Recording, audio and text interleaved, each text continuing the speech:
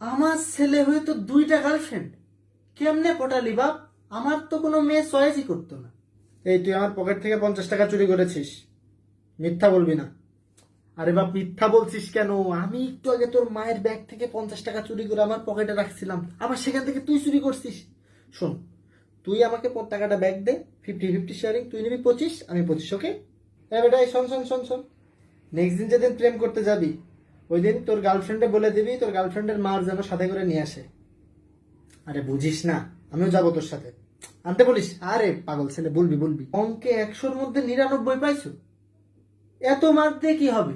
আমি তো 3 পরীক্ষা মিলে 99 পেতাম, তুমি একটা পরীক্ষায় 99। এত মার্ক তো দরকার নেই, কালকে যে স্যারের দিয়ে আসবে বাকি মার্ক, নাহলে নেক্সট পরীক্ষা থেকে কম মার্ক নিবা, ঠিক আছে? তোমার এই বয়সে থাকতে আমি সেই টিকটকে এরাম এরাম যে পানি পানি ড্যান্স দিতাম, তারপরে ফেসবুকে ফানি ভিডিও বানাতাম, মেয়েদের স্কুলের সামনে দাঁড়িয়ে থাকতাম, তোমার তো এইসব কিছুই দেখি না, কি ব্যাপার?